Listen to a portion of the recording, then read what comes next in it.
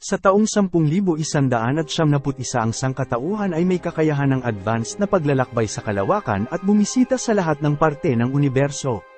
Ang bawat planeta ay may mga bansa na pinamumunuan ng mga duke, ngunit lahat sila ay bahagi ng iisang imperyo.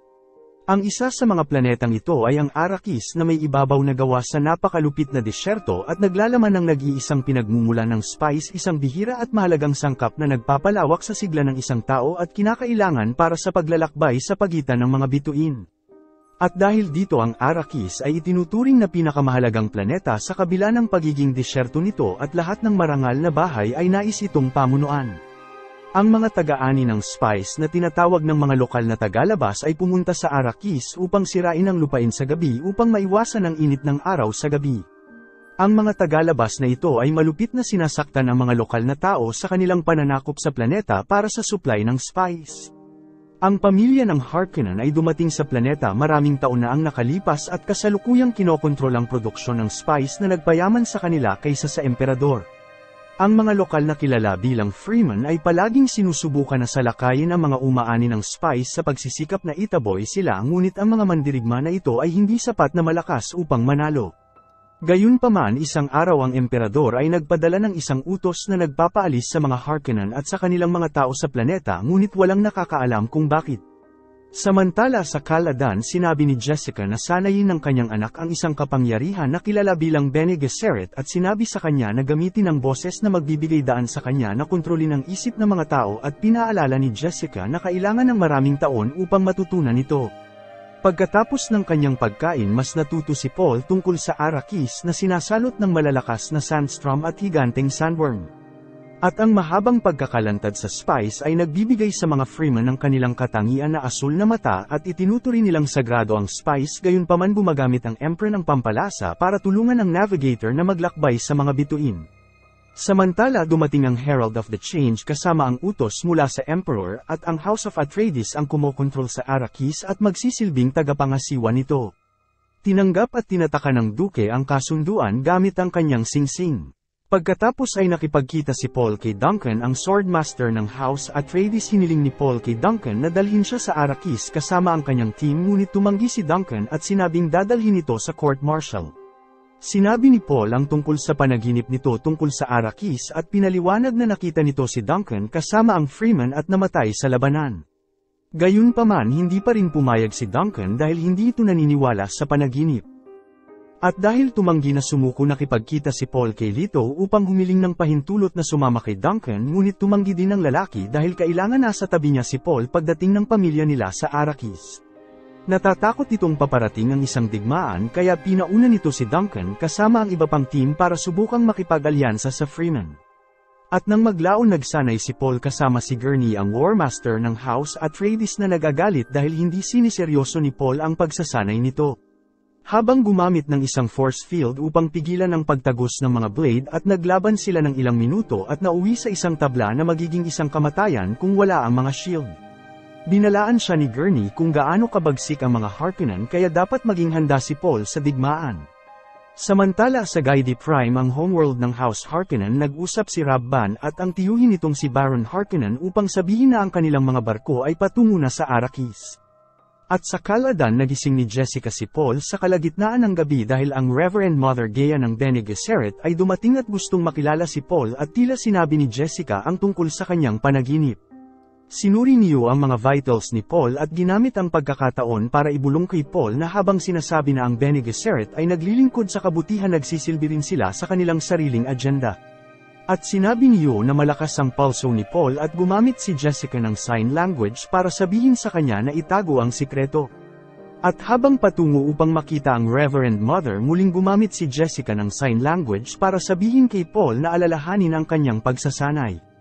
At sa pagpasok sa silid, inutusan ni Gaia si Jessica na maghintay sa labas, at sinabi ni Jessica kay Paul na gawin ang lahat ng sasabihin ni Gaia bago umalis. Nagalit si Paul na inutusan nito ang kanyang ina, ngunit ginamit nito ang boses para palapitin siya at pinilit na lumuhod.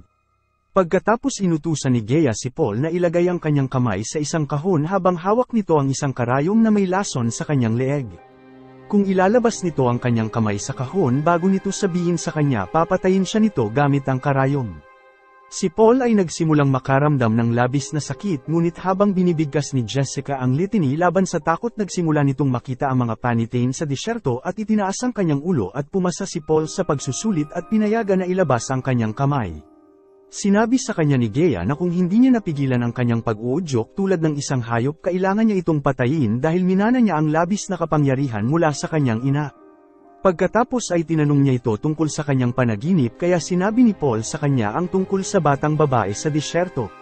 Pagkaraan umalis si Gea ngunit sa kanyang paglabas ipinaalala ni Gea kay Jessica na ang pagsasanay ng isang lalaki para sa Bene Gesserit ay labag sa panuntunan kaya naman kailangan ni Paul na masuri. At lumalabas na si Jessica ay inutusan na magsilang ng mga anak na babae lamang ngunit dahil sa pride nito naniwala siya na kaya niyang ipanganak ang piniling Mesiya. At pag-alis ni Gea lumingon si Jessica at natuklasan na narinig ni Paul ang kanilang pag-uusap. Inakusahan nito ang Bene Gesserit ng pag-iwas sa politika ng Imperium mula sa mga anino ngunit sinabi ng kanyang ina na mas higit pa ito doon. Ang Bene Gesserit ay nagtratrabaho sa henerasyon upang ilabas ang Dawan isang isip na sapat na makapangyarihan upang pag-ugnayin ng espasyo at oras ang nakaraan at ang hinaharap. Naniniwala silang maaaring si Paul ang taong yun ngunit nalulungkot si Paul dahil bahagi lamang siya ng isang plano. Hindi nagtagal ay dumating ang pamilya sa Arrakis sinalubong sila ng mga Freeman at nagtataka si Paul sa kanilang mga sinasabi kaya ipinaliwanag ni Jessica na tinatawag nila siyang Mesiya sa kanilang wika. At pagkalipas ng mahabang paglipad sa disyerto nakarating sila sa lungsod Arrakeen na pinuprotektahan ng pader mula sa lagay ng panahon at mga sandworm. At sa kanyang silid mas natuto si Paul tungkol sa planeta at upang maiwasan maakit ang sandworm ang mga Freeman ay tumatawid sa disyerto gamit ang sandwalk isang espesyal na lakad na ginagaya ang natural na tunog ng disyerto. Nang biglang napansin ni Paul ang isang maliit na makina na ginagamit ng mga assassin na pumapasok sa isang maliit na butas sa dingding. Ang device ay lumipad patungo kay Paul at huminto habang sila ay nagkakatitigan. At nang pumasok ang isang katulong sa silid lumabas si Paul at kinuha ang device sa kanyang kamay at sinira ito. Pagkatapos ay inalertuhan ng mga guards at nakita nilang patay ang assassin sa loob ng isang pader. Sinimento siya sa isang siwang sa loob ng ilang linggo at naghihintay ng tamang oras upang umatake. Samantala ang isang kapatid ng Bene Gesserit ay nakipagpulong kina Baron Harkonnen at Peter upang magdala ng mensahe mula sa emperador na nangakong palakasin ang mga puwersa ni Harkonnen gamit ang kanyang sariling puwersang militar na Sardaukar ngunit walang nakakaalam ng tungkol dito. Sinabi rin sa kanila ng babae na maaari nilang patayin si Leto ngunit kailangan panatilihing buhay si Jessica at Paul. Binigay ni Harkonnen ang kanyang salita na hindi niya sasaktan ang mga ito ngunit pagkatapos nito umalis sinabi ni Baron kay Peter na patayin ang buong pamilya. At makalipas ang ilang sandali si Leto at ang kanyang council ay nagpasya na suriin ang mga silo ng spice dahil tila sinasabutahe ito ng mga Harkonnen. Kaya kailangan nilang hintayin ang hukom ng pagbabago upang pangasiwaan ang proseso. At sa mga sandaling yun dumating si Duncan at sinabi sa kanila ang tungkol sa kanyang misyon at nanirahan ito kasama ang mga Freeman sa loob ng 4 na linggo at nalaman na milyon-milyon sila sa Arrakis at ang ilan ay matatagpuan sa mga tunnel sa ibaba ng lupa na hindi alam ni Harkonnen. Kasama rin ni Duncan si Stilgar ang pinuno ng isang tribo ng mga Freeman upang makilala ang duke. Pagkatapos siya batiin ni Leto dumura si Stilgar sa lupa ngunit ito ay tanda ng paggalang sa kanyang kultura at ibinalik ni Leto ang kilos. Sinabi sa kanila ni Stilgar na sila ay mga outworlder na kumukuha ng spice at walang ibinigay na kapalit kaya tumugon si Leto na alam niyang nagdudusa ang mga Freeman at nangakong hindi sila guguluhin. Tinanggap ito ni Stilgar ng marangal at tumalikod ngunit hiniling ni Paul na manatili siya ngunit hindi maaaring manatili si Stilgar ngunit sinabi nito kay Paul sa kanilang wika na nakilala niya ito. Pagkatapos ay ipinakita ni Duncan ang ilang teknolohiya na hiniram nito sa Freeman kabilang ang isang parakompass na makakapagsabi ng direksyon sa kabila ng magnetic interference. Makalipas ang ilang sandali nakilala ni Leto at ng kanyang mga tao ang hukom na si Kynes at dahil sa kanyang ugali ay halos mapatay na siya ng guard. Nagpatuloy ito sa pag-inspection sa steelsuits na suit nila para matiyak na nasa mabuti itong kondisyon kung hindi ay hindi rin sila makakaligtas sa disyerto. Biglang napansin ni Kynes ang paraan ng pagsuot ni Paul sa kanyang bota sa isang hindi karaniwang paraan at nagtanong kung sino ang nagturo sa kanya ngunit sinabi nito na sa tingin niya ito ang tama. Pagkatapos ay dinala sila ni Kynes upang makita ang harvesting field at isang harvesting crawler ang nag-aani ng spice mula sa ibabaw habang ang isang spotter ay nagbabantay sa mga alon ng buhangin na nagpapahiwatig ng sandworm. Malalim ang paglalakbay ng mga bulate nung naaakit sila ng ingay at vibration, hindi sila maaaring gumamit ng kalasag dahil nakakaakit din yun sa mga bulate. At sa mga sandaling yun nakakita si Lito ng Sandwave at si Kain ay tumawag ng Coriol para kunin ang crawler. Dumating ang Coriol at dumapo sa crawler, ngunit dahil sa malfunction nabigo ang Coriol sa pagkuha ng crawler. At ibig sabihin na nasa panganib ang crawler crew, kaya nagpasya si Lito na gamitin nila ang tatlong sasakyan upang iligtas sila. At sa sandaling lumapag ang sasakyan malapit sa crawler, inutusan ni Lito ang kanyang mga tauhan na itapon ang generator ng kalasag upang magkaroon ng silid. Pagkatapos ay tinawag niya sa radyo ang mga lalaki na umalis sa crawler at sumakay sa kanila. Lumipad ang Coriol habang papalapit ang bulate at ang crew ay ginabayan ni Paul patungo sa kanilang sasakyan, gayunpaman bigla itong nanigas nang mawalan ito ng ulirat. Si Lito ay paalis na nang napagtanto nitong wala si Paul at ang bulate ay paparating na sa kanila. Napaluhod si Paul at nakarinig ng mga kakaibang salita sa kanyang isipan bago ito nagsimulang bumulong sa kanyang sarili. At sa kabutihang palad hinila siya ni Gurney mula sa kanyang pagkakatulala at sabay silang nagsimulang tumakbo hanggang sa matumba sila dahil nagsimulang lumabas ang bulate.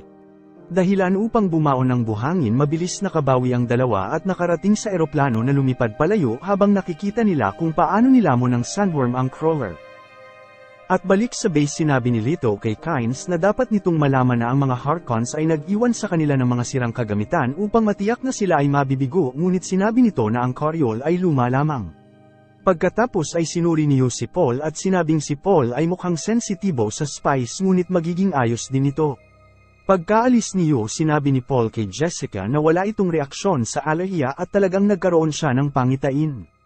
Inilarawan nito kung ano ang kanyang nakita sa disyerto na may isang digmaan at ang paghalik kay Chani, at sinabing nakakalito ito dahil nakita nito ang inakala niyang kamatayan, ngunit ito ay hindi. Sinabi rin niya na alam niyang buntis si Jessica na ikinagulat ng babae dahil nalaman na niya ang tungkol dito. Samantala sa planetang Seleucus, Secundes naghahanda ang hukbo ng Sardaukar na umalis sa ilalim ng pagmamasid ni Peter. At sa kinagabihan binisita niyo si Paul at iniwanan siya ng maiinom na lihim na may pampakalma. Lumipas ang ilang sandali, nakarinig ng ingay ang ilang guard at bigla silang binaril ng isang misteryosong tao bago pumasok sa isang silid at ibinaba ang shield ng base. Nagising si Lito at napagtanto na may mali, kaya umalis ito sa kanyang silid upang mag-imbestiga. At nang makita nito ang katawan, sinubukan nitong tumawag ng seguridad, ngunit wala itong natanggap na tugon, at matapos na i-activate ang kanyang shield, inikat nito ang katawan at nakita ang isang katulong na may kutsilyo sa kanyang dibdib. At sa mga sandaling yun, isang may laso na dart ang lumabas sa dilim at bumutir sa shield ni Lito, dahilan upang mawalan nito ng malay. Ang misteryosong tao ay lumabas at naibunyag na ito ay si Yu, at hindi nagtagal ay nagising din si Gurney at nalaman na nakababa ang shield. Nagmadali itong lumabas at nakita ang malaking barko ng kalaban na umaaligid sa kalangitan, at inutusan nito ang kanyang puwersa na alisin ang sarili nilang barko sa lupa. Nagsimula ang mga pagsabog sa buong lugar habang binobomba ng puwersa ng kalaban ang base, habang ang anti-aircraft ay gumaganti ng putok. Ang mga kalaban ay nagpadala ng mga sasakyan at sinalubong ang mga sundalo, kaya't si Gurney at ang kanyang mga tauhan ay nagmadaling lumaban sa kanila. At sa harapan isang grupo ng mga kalalakihan ng Atreides ay pinipigilan ng mga kalaban, ngunit bigla silang napaligiran at tinapos ng Sardaukar. Samantala nagising si Lito, ngunit hindi makagalaw, at pinaliwanag niyo na nakipagkasunduan nito kay Baron na ibenta si Lito sa dahilan na hawak ng mga Harkonnen ang kanyang asawa. At matapos na makuha ang singsing ni Lito para kay Paul, nagtanim si Yu ng isang ngipin sa bibig ni Lito. At kapag kinagat ito ni Lito, pupunuin nito ang hangin ng lason na papatay sa kanya, kaya dapat piliin ni Lito ang tamang oras upang patayin din si Baron Harkonnen. Habang tinipon ni Rabban ang lahat ng bilanggo ng Atreides upang patayin sila, si Duncan ay palihim na pumatay ng marami bago hinanap ang silid ng mga maharlikang pamilya at hindi niya ito nakita. Mabilis itong tumakbo palabas at pinatay ang sinumang hamarang sa kanya hanggang sa nagawa nitong tumakas sakay ng isang aircraft. Samantala nabunyag na si Paul at Jessica ay nakuha at dinala sa isang sasakyang panghimpapawid habang pinag-uusapan ng Harkonnen na pagsamantalahan si Jessica. At nang binalaan sila ni Paul na huwag hawakan ng kanyang ina, inatake siya nito at hindi napansin ang pinirmahang babala ng kanyang ina. Sinubukan ni Paul na gamitin ang boses sa mga lalaki, ngunit hindi ito gumana at nagpasya ang mga sundalo na malayo na sila sa disyerto at itatapo nila si Paul. At isang desperadong Jessica ang sumenyas kay Paul na gamitin ang tamang pitch at sa pag-concentrate ginamit ulit ni Paul ang boses at sa pagkakataong ito ay gumana ito. Inalis ng sundalo ang gag ni Jessica at nagpahintulot sa kanya na gamitin ang boses para patayin ang iba pang sundalo at palayain siya pagkatapos ay pinatay din niya ito at pinalaya ang kanyang anak. Hindi nagtagal lumapag ang sasakyan sa disyerto ngunit nagawa itong sirain ng kalaban kaya si Paul at Jessica ay nakita kung paano nasusunog ang lungsod sa hindi kalayuan. Pagkatapos ay nakita nila ang isang survival kit na may sulat mula kay Yo at sinasabing ang kit na ito ay may Atreides beacon. Nakita rin ni Paul ang singsing ng kanyang ama. Samantala si Leto ay nagising sa presensya ni Baron Harkonnen. Dumating din si Yo at hiniling na palayain ang kanyang asawa ngunit lumutang ang Baron at pinatay si Yo sa halip. Pagkatapos ay sinabi ni Baron kay Leto na patay na ang kanyang pamilya at ang kanyang bahay ay bumagsak na dahilan upang magsimulang bamulong si Leto. Isinaaktibo ng Baron ang kanyang shield at yumuko upang marinig niya ito at kinagat ni Leto ang peking ngipin upang palabasin ang laso na gas. Ilang guard ang namatay habang ang ilan ay tumakbo at isinara ang pinto pagkatapos ang mga lalaking nakasuot ng proteksyon ay pumasok sa silid at natuklasang buhay si Baron sa itaas ng kisame. At balik kay Duncan nakita nito si Kynes at sinigawan nito dahil sa hindi niya pagbigay ng babala ngunit sinabi ni Kynes na isa siyang hukom at dapat manatiling neutral. Gayunpaman itinuro ni Duncan na ang bahay ng Atreides ay ipinadala sa Arrakis upang mamatay kaya walang neutralidad na naganap. At sa disyerto si Paul at Jessica ay nagtago sa isang tent habang ang Atreides beacon ay regular na tumutunog. Hindi sinasadyang makalanghap si Paul ng spies at nagkaroon ulit ng isang pangitain tungkol kay Chani kung saan nakita nito ang isang labanan kung saan nakikipaglaban si Paul suot ang kanyang suit at mayroong asul na mata. Nang bigla itong nabalisan ng sabihin niya kay Jessica na nakikita niya ang isang banal na digmaan na kumakalat sa buong universo na lumalaban sa ilalim ng banner ng Atreides. Nang sinubukan itong pakalmahin ni Jessica galit itong tumugon at sinabi sa kanya na ang Bene Gesserit ay ginawa siyang isang baliw. Sinubukan ulit ni Jessica at nagawa niya itong yakapin habang sinasabing patay na ang kanyang ama. Nang biglang inalertuhan sila ng beacon na may paparating kaya umalis ang mag-ina sa tent na natatakpan ng buhangin. At sa una ay inakala nilang daga ang sanhi ng alarma ngunit sa sandaling yun isang aircraft ang dumating sakay si Duncan at Kynes at lumuhad si Duncan kay Paul at tinawag siyang Duke. At kalaunan ay dumating sila sa isang lumang ecological testing station kung saan maaari silang magtago mula sa paparating na sandstorm. Sinabi ni Paul kay Kynes na ang Great Houses ay natatakot sa kung ano ang nangyari sa mga Atreides at magkasama sila dun lang sila magkakaroon ng pagkakataon laban sa imperyo. At nang banggitin na ang Freeman ay naniniwala sa Miss Aya sinabi ni Kynes na pamahiin lamang ito ngunit sinabi ni Paul ang bagay tungkol sa kanya na hindi niya dapat alam at sinabi nakikita nito ang kanyang panaginip sinabi din nito na bilang emperador ay maaari niyang gawin paraiso ang Arrakis. At sa mga sandaling yun nakita ng mga kalaban ang istasyon at nagsimula ang isang laban sa pagitan nila at ng mga Freeman Guard. Narinig ni Duncan ang ingay at binuksan ang pinto upang hanapin ang laban sa bulwagan kaya't binati nito si Paul bago lumabas upang sumali sa laban at isinarado ang pinto sa likuran niya. Lumaban si Duncan ng may mahusay na kakayahan at napabagsak ang ilan sa mga lalaki ngunit nakakalungkot na mas marami ang mga ito at hindi nagtagal ay bumagsak. Samantala pinasunod ni Kynes si Jessica at Paul sa isang pinto sa likod at nagpaputok ang sundalo ng kaaway sa nakalok na pinto kaya kailangan iwasan ng tatlo ang pag-atake habang tumatakbo sila. Nang biglang isiniwalat ni Duncan na siya ay buhay pa at inatake ang mga sundalo at binigyan ng pagkakataon ang tatlo na makatakas bago siya tuluyang mamatay. At sa oras na makalabas sinabi ni Kynes kay Paul at Jessica na tumakas sakay ng sasakyang panghimpapawid at nagbigay ng payo kay Paul kung paano lumipad sa mga bagyo at hanapin ang Freeman ngunit nakakalungkot na walang puwang para sa kanya na sumama.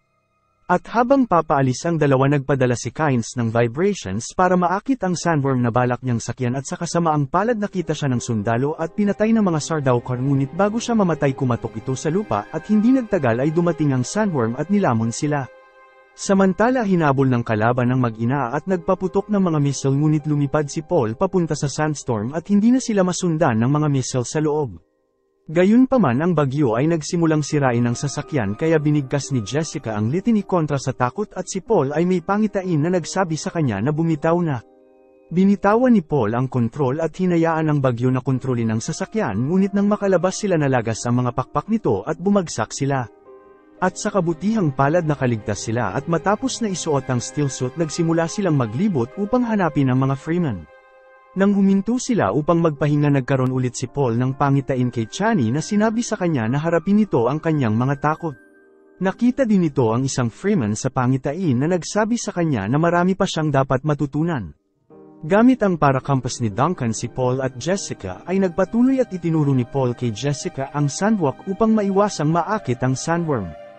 At lumipas ang ilang sandali aksidente nilang natapakan ang drum sand na gumawa ng ingay at nakuha sa atensyon ng sandworm. Tumakbo ang dalawa habang hinahabol sila ng nilalang ngunit biglang may nag-activate ng thumper na umakit ng sandworm palayo sa kanila. Umakyat sila sa kalapit na bato para sa kanilang kaligtasan at natuklasan na napapalibutan sila ng Freeman na nag-set up ng thumper. Si Stilgar ay isa sa kanila at sinabi sa kanyang tauhan na huwag hahawakan si Paul gayunpaman sinabi ng isa na ang bata ay mukhang mahina at hindi maaari maging mesiya kung kailangan itong iligtas. Pinaliwanag ni Stilgar na si Paul ay bata pa at maaaring matutunan ang kanilang pamamaraan ngunit si Jessica ay masyadong matanda at hindi maaaring sumama sa kanila. Mabilis na umatake ang mga Freeman ngunit si Jessica ay isang mahusay na mandirigma at nahuli si Stilgar at inilagay ang kutsilyo sa kanyang leeg umatras ang Freeman at binitawan si Stilgar at tinanggap na sumama silang dalawa. Nang biglang nakarinig si Paul ng boses at nalaman niyang naroon si Chani at sinabi na hindi ito naniniwalang siya ang Mesiya. Dapat silang kumilos ngunit tumutol ang isa na isama ang mag-ina sa kanila at hinamon si Jessica sa isang laban. Sinabi ni Stilgar na hindi maaaring labanan ng lalaki ang isang priestess kaya tinanong ni James kung sino ang lalaban para sa kanyang pangalan at nagboluntaryo si Paul. Habang naghanda sila para sa laban may isang pangitain si Paul tungkol sa pagkatalo niya habang sinabi ng isang boses na kailangan mamatay ni Paul upang bumangon ang Mesiya. Lumapit si Chani at sinabi kay Paul na gusto nitong mamatay siya ng may karangalan kaya pinahiram siya nito ng isang armas na gawa sa ngipin ng sandworm. Pagkatapos nagsimulang maglaban si Paul at James mabilis na daig ni Paul ang laban at inilagay ang kanyang sandata sa leeg ni James at hiniling sa kanya na sumuko dahil hindi pa ito nakakapatay ng kahit sinuman. Sinabi ni Stilgar na walang pagsuko na magaganap at dapat isa sa kanila ang mamamatay. Mabangis na lumaban si James ngunit paulit-ulit siyang dinaig ni Paul nang hindi siya pinapatay nang biglang isang pangitain ang pumasok sa isip ni Paul at napatumba siya ni James. Gayunpaman tinanggap na ni Paul ang kanyang kapalaran at bumangon upang ibigay ang isang nakakamatay na pag-atake. Pagkatapos ay sinabi ni Stilgar na si Paul ay isa na sa kanila ngayon habang iginiit ni Jessica na kailangan umalis ni Paul sa planeta. Hindi sumang-ayon si Paul at sinabi na ang kanyang ama ay pumunta sa Arrakis hindi para sa spice o kayamanan kundi para sa lakas ng Freeman. Sinabi niya na ang kanyang sariling daan ay patungo sa disyerto at kung makukuha sila ng Freeman ay darating sila. At habang patungo ang grupo sa disyerto pinanunood ni Paul at Jessica ang isang Freeman na sumakay sa isang sandworm gamit ang kawit. Pagkatapos ay sinabi ni Chani kay Paul na simula pa lamang ito. Salamat sa panunood kung nagustuhan mo ito huwag kakalimutan mag-like at subscribe para sa mga susunod pa nating movie recap.